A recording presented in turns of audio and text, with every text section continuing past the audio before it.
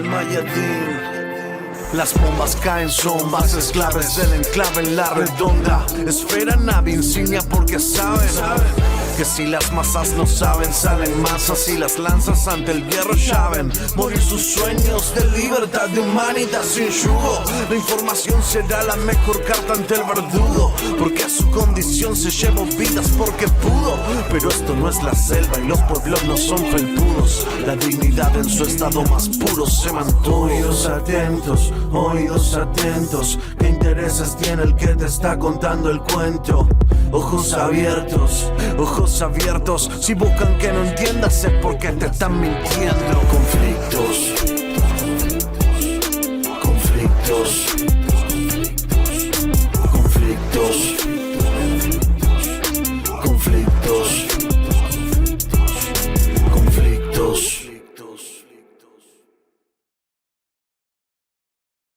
Desde el golpe de Estado contra el presidente Evo Morales, orquestado por la Organización de Estados Americanos, que depende directamente de las Naciones Unidas, el Estado Plurinacional de Bolivia se vio inmerso en un proceso de golpe en el cual la propia Yanine Áñez, presidenta de ese proceso, hoy rinde cuentas ante la justicia y está detenida en un penal de ese país.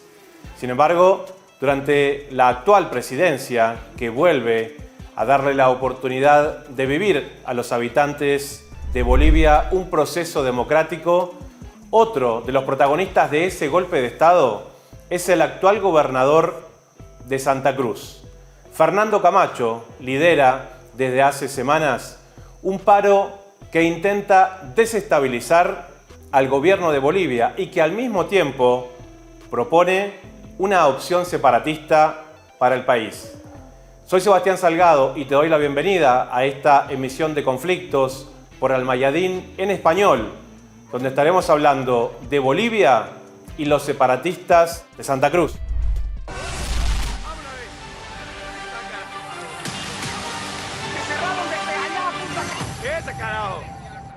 Querían pelear, peleen, carajo. La gente escapando, toda la gente. Están empezando a saquear acá todo. Lo hemos visto lo que ha pasado en el Plan 3000, lo hemos visto lo que ha pasado en la Villa 1 de Mayo y lo hemos visto el día sábado que siguen contra las tiendas, contra la gente que trabaja. Grupos de encapuchados fueron a los diferentes mercados con petardos, disparando a quemarropa, con machetes y palos. Nosotros como concejales no vamos a permitir este tipo de violencia. No estamos en el 2019. Hoy pedimos justicia. Nos llama poderosamente la atención que el gobernador no haya cumplido con la ley que establece 3 informes al año. Inicio de gestión, mitad de gestión y cierre de gestión. Ya hemos iniciado con los PIO y vamos a ir a las instancias jurídicas. No descartamos pedir un informe a través de la Contraloría General del Estado.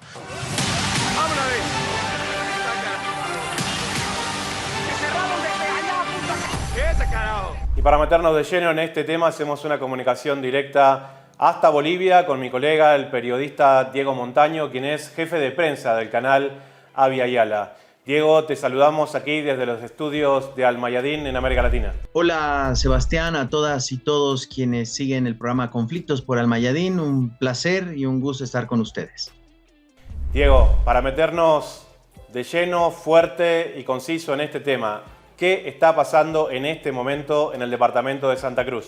Bueno, tras casi 36 días se ha determinado el pasado sábado el suspender. El Comité Cívico ha denominado entrar en un cuarto intermedio en el paro que llevaban adelante. Un paro que, hay que decirlo, en los últimos días se tornó bastante violento por algunos grupos seguidores y afines a el Comité Cívico Pro Santa Cruz. Estoy hablando, por ejemplo, del grupo denominado Parapolicial y por el mismo informe del GIEI, este grupo de expertos independientes que llegaron hasta nuestro país después de el golpe de Estado en 2019, que catalogaban a la Unión Juvenil Cruceñista como un grupo paramilitar y recomendaban al Estado boliviano que, al igual que la Unión Juvenil Cochala y otros grupos paramilitares que tuvieron su auge durante el golpe de Estado del 2019 que se deban desarticular. Estos grupos promovieron en los últimos días del paro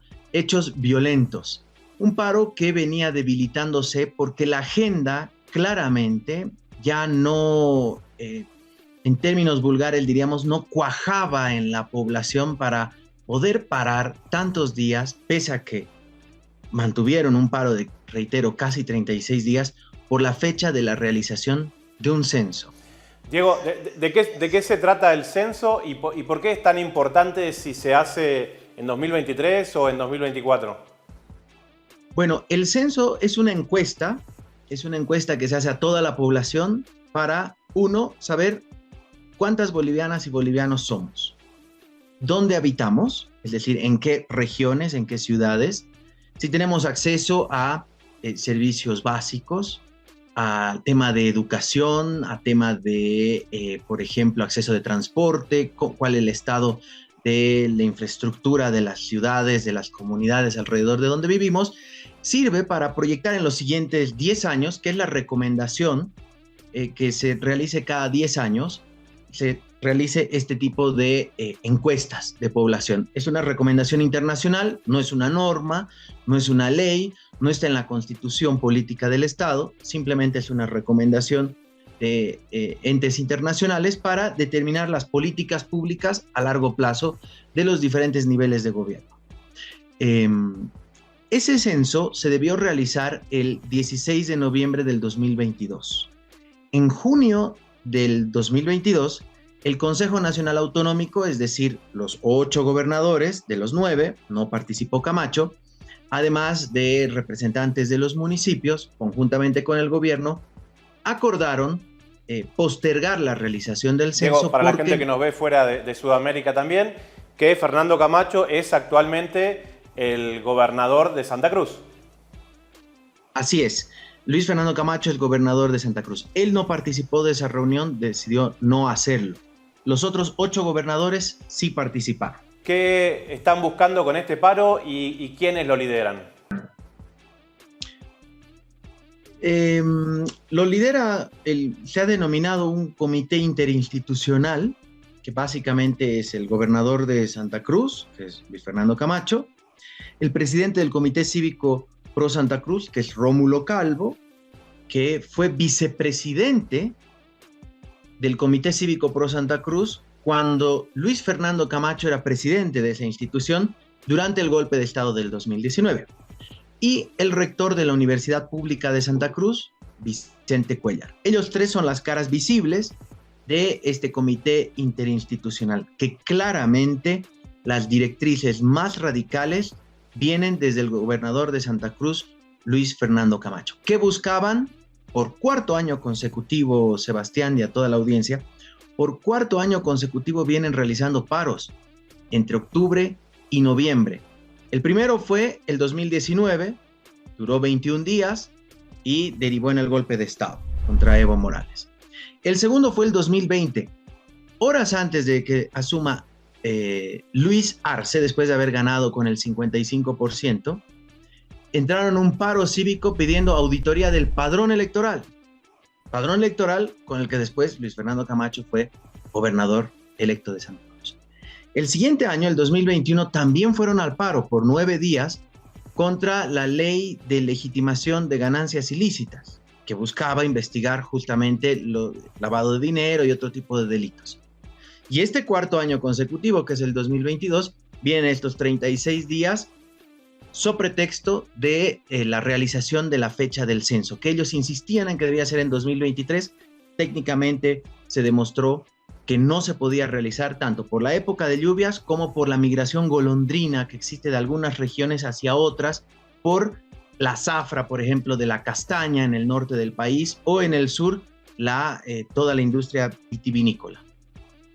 Diego, ¿es digamos, la fecha del censo la causa real del paro o hay otras cosas? Porque cuando vemos que lo promueve el propio gobernador, pero que al mismo tiempo, lógicamente, va a afectar la economía de los mismos ciudadanos de Santa Cruz, pareciera como que hay un contrasentido ahí.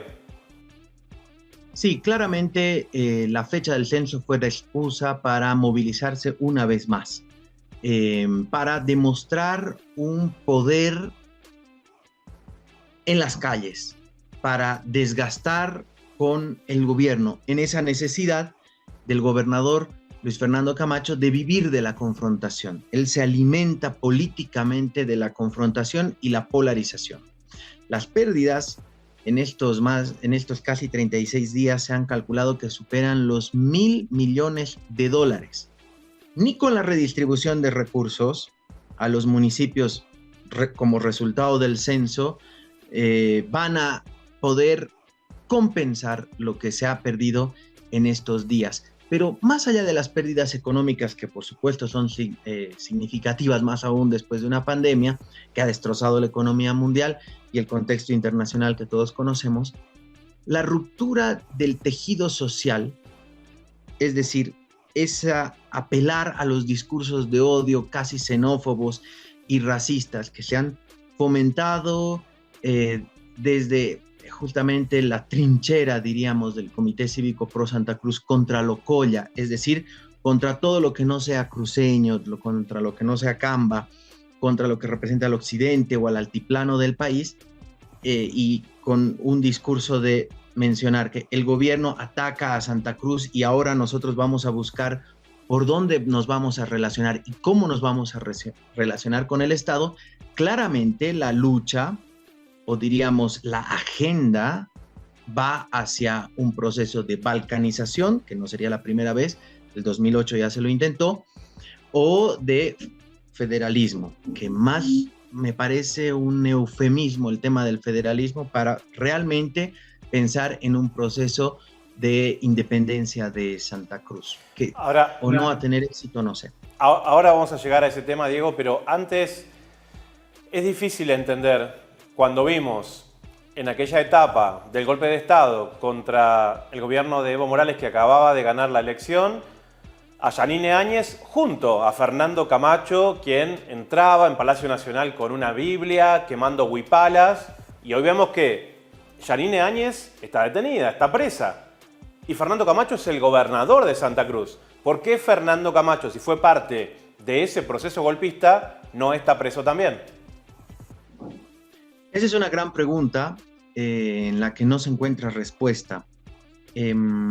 Judicialmente, Yanine Áñez era pasible o es pasible a un proceso por el caso Golpe de Estado 2, ¿no? Así se denomina el caso por el que ha sido sentenciada, porque ella era funcionaria pública. Entonces, ella como funcionaria, que hizo un juramento ante la Constitución, violó la Constitución y los reglamentos internos de ambas cámaras para hacerse de la presidencia.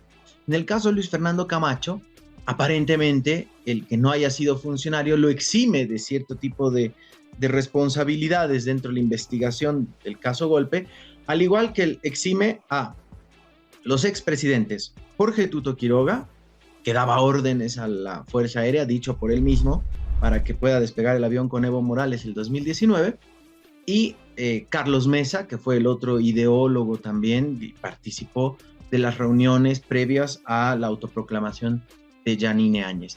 Entonces, aparentemente por eso, o por una cuestión del poder en las calles con el que cuenta Luis Fernando Camacho, es que de repente no se avanzó en más.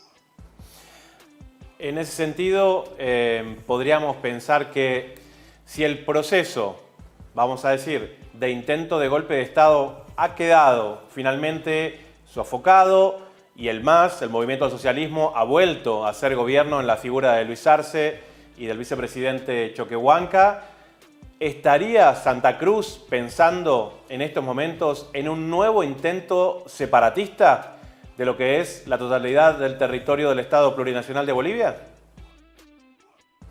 Es muy probable que exista, o que persista más bien, una agenda de balcanización.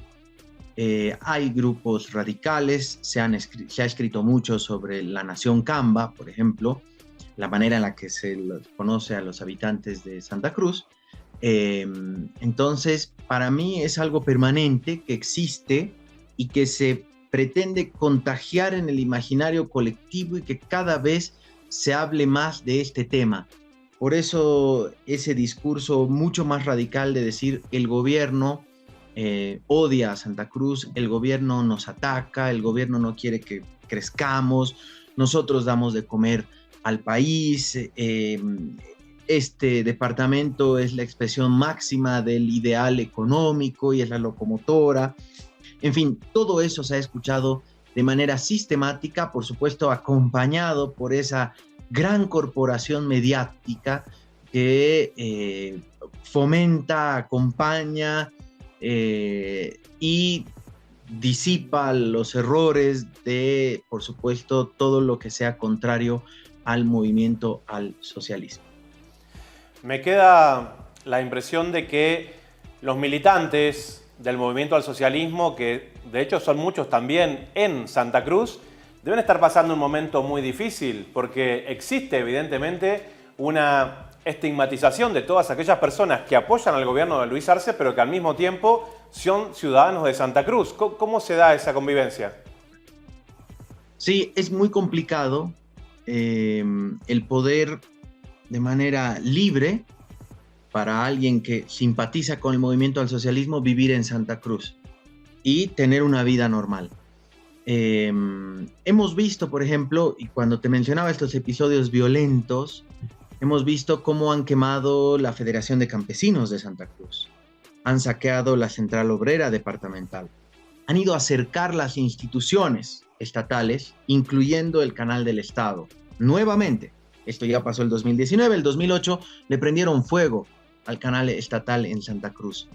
Entonces, es muy complicado para los militantes o simpatizantes siquiera del movimiento al socialismo poder llevar adelante una vida normal, pública, porque ahora existe una cuestión de la... Luis Fernando Camacho el 2019 dijo, hay que hacer como Pablo Escobar, sacar la libretita y anotar a los traidores de Santa Cruz. Bueno, esa actitud delincuencial permanece. Esa persecución hacia el que opina diferente permanece. Entonces, el decir masista a los militantes del movimiento al socialismo o simpatizantes ya es una cuestión de insulto. Y, por supuesto, esta radicalidad llegó a sectores muy populares de la ciudad de Santa Cruz de la Sierra, como el Plan 3000, como la Villa Primero de Mayo, que son bastiones del movimiento al socialismo y del movimiento popular, donde se registraban justamente los ataques, los saqueos por parte de la Unión Juvenil Cruceñista. Diego, te agradezco muchísimo haber participado en Conflictos aquí por Almayadín en español.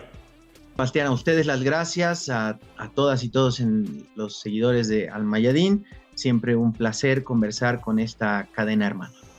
Y para seguir contextualizando lo que está pasando en el Estado Plurinacional de Bolivia, una de las personas que más ha estudiado la situación desde hace mucho tiempo y que de alguna manera también, en este libro que aquí tenemos, Evo en la Mira, CIA, IDEA en Bolivia, anticipó prácticamente 10 años el peligro que corría el gobierno de Evo Morales y que de alguna manera hoy esa situación continúa. Tenemos el placer de entrevistar a Estela Caloni, quien es autora de este libro y que ha investigado muchísimo sobre lo que está pasando en Bolivia.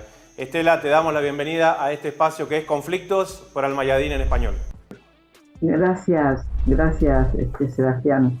Mira, yo lo que escribiendo antes de que Evo regresara, cuando estaba acá todavía, escribí un librito muy rápidamente que era todo lo relativo al golpe de Estado, quienes habían participado, sistematicé todo lo que salió sobre el golpe. El libro se llamó Washington ordenó, OEA ejecutó, para decir claramente, porque al frente del último golpe estuvo precisamente la Organización de Estados Americanos, abiertamente su secretario de Estado, entonces su secretario de la OEA, Luis Almagro, estaba metido totalmente en el golpe. Habían preparado este golpe que acusaban al gobierno de fraude, el fraude lo estaban haciendo ellos, etcétera, etcétera. Así que ese libro, Golpe en Bolivia, Washington ordenó, la OEA ejecutó, es la continuidad de este que tenemos aquí, que es Evo en la Mira. Estela, ¿cómo ves la situación de lo que está pasando en este momento en Bolivia todo, pero sobre todo en Santa Cruz? Sí, fue todo gravísimo ese paro que empezó el 22-23 de octubre, empezó un paro nacional, no sabían por qué, pero ya se veía que se estaban armando, que estaban haciendo ya ruido varios temas. Yo te voy a decir uno que yo creo que hay que tener en cuenta, para mí importante, es que Camacho debió ser uno de los primeros detenidos, porque es un paramilitar, su padre, su familia, la Unión de los Cívicos de Santa Cruz, son los que actuaron en todas las acciones más violentas durante el golpe de Estado contra Evo Morales en noviembre de 2019, pero es que todo el armado del golpe estaba en manos de Camacho, porque Camacho tenía sus relaciones con Bolsonaro, sus relaciones con Gerardo Morales ahí en Jujuy, sus relaciones con chilenos, sobre todo la gente de la vieja dictadura, porque él había participado en muchas cosas, inclusive en el trabajo que hicieron en Santa Cruz en los tiempos de las dictaduras militares. Cuando estaba Banzer en Bolivia y después del asesinato aquí del 1976 del presidente de Bolivia, que tanto amó el pueblo boliviano y que solo estuvo un año.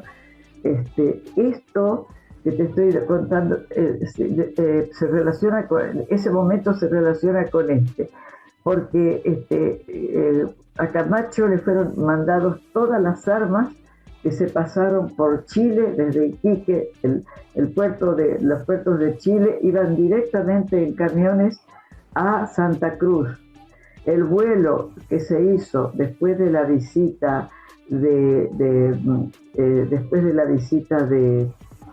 la hija de Trump a Jujuy, un tiempo antes del golpe, unos meses antes del golpe, que venía con un avión cargado que decían que llevaban ayuda para apagar el fuego en el Amazonas, y era armas. Esas armas llegaron a Santa Cruz. De aquí de Argentina, no solo son esas armas que se llevaron donde salió esta denuncia que llevaron cuando ya estaba el golpe, para la gendarmería trasladó unas armas y municiones y todo esto que nosotros sabemos, pero no se ha investigado todavía lo que mandó durante el gobierno de Mauricio Macri, lo que envió también un avión que salió de aquí, de Buenos Aires, salió con 100 militares, que mandaban 100 militares o civiles mezclados con los militares, fueron a Santa Cruz, y también de acá llevaron equipos para combatir el fuego. Ya el fuego estaba apagado en la Amazonia, fue en ese mismo año del golpe, en el 2019. Entonces, vos te imaginás la cantidad de armamento que tienen ahí en Bolivia, en Santa Cruz, la cantidad de armamento y lo que le entran, esta conexión, esas fronteras que tiene precisamente Santa Cruz. Es peligrosísimo lo que teníamos ahora en este paro, que por supuesto, fíjate todo lo que duró un paro golpista, porque acá no salió nada, pero quemaron una cantidad de instituciones, quedaron los sindicatos centrales de campesinos, de los trabajadores, de los obreros, pero quemaron una radio. Procedieron de la misma manera que lo hicieron en el momento del otro golpe. Y ellos se pensaban que con este paro iban a lograr que se levantara todo el resto del país, pero lo que en todo caso reclamaban los trabajadores, los campesinos y todos, era que no solo estuviera Añez presa, la que fue presidenta, ¿te acuerdas? Que era una senadora que no tenía nada que ver, que ahí la pusieron ellos, porque el que entró, una de las figuras centrales del golpe, y las figuras que se comunicaban los agentes de inteligencia argentinos y de otros países era en Camacho. Camacho residían ahí acumularon. O sea que Santa Cruz siempre se han querido separar de Bolivia, estos estados que integran la Media Luna. Imagínate el golpe que podían haber dado separatistas, porque ya intentaron separarse. ¿Por qué? Allí están los pozos, lo más importante en petróleo, todo está allí, son las provincias más ricas que ellos no quieren hacerse cargo, por supuesto, del resto de Bolivia. Ellos quieren hacer una república aparte, desde hace tiempo, y eso ustedes saben quién los maneja, eso está manejado desde Washington. Además, en ese... Estela, iba hacia ahí. Estela, ¿es de alguna manera Camacho el articulador de los intereses de Estados Unidos para balcanizar el Estado plurinacional de Bolivia? Sí, claro, sí, es el articulador principal, porque además vienen estas relaciones de mucho tiempo atrás. Está bien, ellos vienen allí en Santa Cruz se acumuló aquella cantidad de nazis, de ucranianos nazis, todo ese empresariado blanco. De croatas también, ¿no? De croata, hizo pero muchísimos nazis de Alemania estuvieron ahí refugiados, incluso el entrenamiento del ejército en esa zona estuvo en esas manos. Entonces, yo creo que pero detrás de esto subyacen varias cosas. Estos intentos, porque dejaron el golpe, duró un año, como nosotros sabemos, que fue histórica, el hecho de que un año después el pueblo en las calles derrotara al golpe que se había dado, que lo había manejado la OEA en 2019. En 2020 se recuperaron el gobierno, pero se dejó plantado ya en todo Bolivia, estaban todos los elementos que participaron en el golpe, como los Camachos, como Camacho, que estaba al frente, recibía el dinero Camacho. Está constatado en este librito que yo te tengo, están los documentos donde te dicen recibía las armas y el dinero. Entonces le quedaron muchísimas armas. El peligro estaba latente. Y Evo era de la idea de que se le hiciera un juicio, que este hombre entró, juró sobre la Biblia y no sé qué, porque él fue el que la impuso a Añez ahí. Entonces, detrás de todo esto estaba el trabajo que se hizo para desunir, para golpear la unidad entre Evo Morales, el presidente Luis Arce, el vicepresidente Choquehuanca, que había sido, ¿te acuerdas que había sido canciller de Evo en un principio? Que había una movida ellos infiltraron algunos lugares, algunos sindicatos, fueron los periodistas, sobre todo, hicieron un gran trabajo de infiltración que hasta hoy lo está pagando Bolivia. Entonces quedó debilitado, aunque ganó el pueblo por medio de las elecciones, quedó debilitado porque no se hizo justicia. Fíjate lo que significa mantener en la impunidad a personajes como Fernando Camacho y sus roles, porque son muchísimos.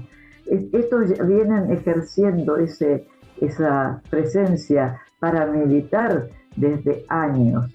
Tanto te digo que el padre tiene unas vinculaciones, es un aparato de muerte el que tienen, es decir, como si me dijeras aquí que la AAA, Alianza Comunista Argentina, se prolongara en el tiempo y para siempre, ¿no? Cuando pensamos en el proceso político de Bolivia y en todo lo que ha significado para la región, no solamente para Sudamérica, sino para Latinoamérica toda, es importante poner de relieve la importancia de haberse convertido en un Estado plurinacional, donde un presidente que se reconoce parte de los pueblos originarios, un presidente aymara, marca un horizonte político diferente para toda la región. ¿Puede existir desde fuera de América Latina un interés para socavar, para de alguna manera terminar con este proceso político?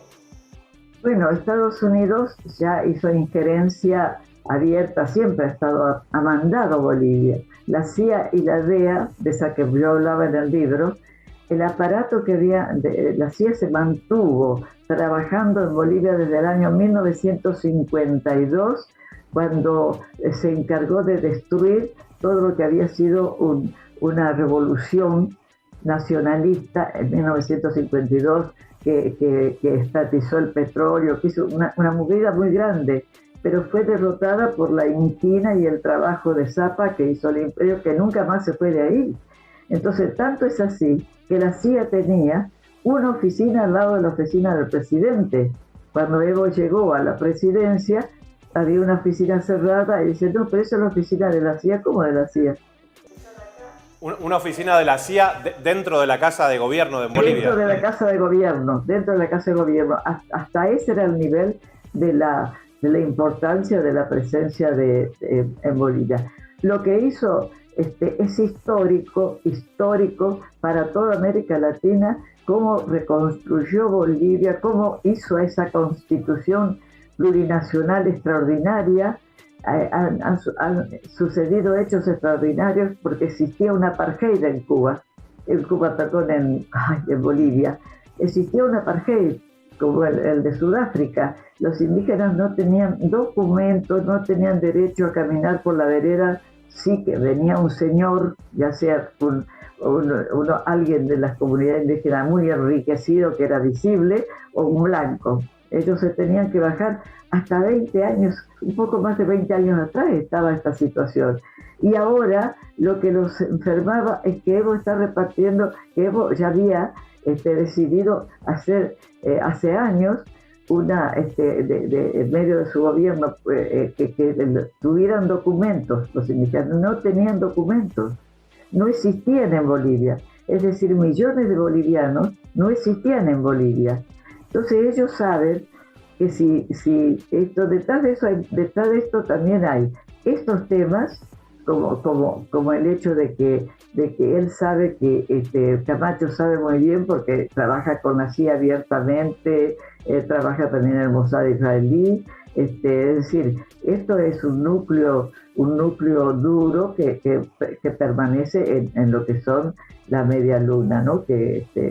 Deni también trabajan para separarse de Bolivia.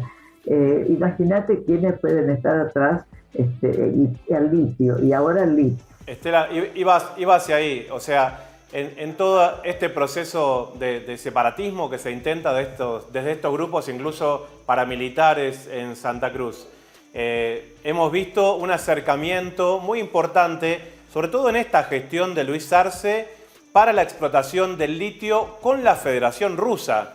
¿Podría ser esto un elemento importante a tener en cuenta para estos movimientos desestabilizadores que estamos viendo desde Santa Cruz en este momento? Por supuesto, el tema del litio aumentó la desesperación de Estados Unidos por terminar con Evo Morales en Bolivia. Imagínate que Evo llamó ¿a quién llamó Evo? A los chinos que tienen para la parte que ellos no tenían nada científico industrial, que él quiere que el litio no se vaya como se iba todo, como el saqueo enorme que han hecho a Bolivia. Entonces que el litio que se unieran Argentina, Chile y Bolivia para defender el derecho a manejar el litio. No como antes les había pasado con Alemania, que intentaba imponer sus condiciones para llevarse el litio. Estela, te agradecemos muchísimo compartir con nosotros tu análisis, tu experiencia y tu trabajo de investigación, sobre todo que tenés desde hace tanto tiempo en el Estado Plurinacional de Bolivia. Sí, yo adoro Bolivia, te digo, porque es un pueblo tan luchador, tan sacrificado, que yo creo que vale la pena reconstruir todo lo que fue Bolivia en manos de Evo Morales. Estela Caloni, analista política, escritora y también poeta, ha estado con nosotros aquí en Conflictos por Almayadín en Español. Estela, será hasta la próxima vez. Hasta la próxima vez y un gran abrazo. Un gran abrazo para vos. Esto ha sido Conflictos, en una emisión donde hemos estado hablando del Estado Plurinacional de Bolivia y los separatistas de Santa Cruz. Te agradezco por estar aquí presente en esta nueva emisión. Yo soy Sebastián Salgado y te espero la próxima vez. Está contando el cuento. Ojos abiertos. Si buscan que no entiendas es porque te están mintiendo. Información como mercancía. Conflictos.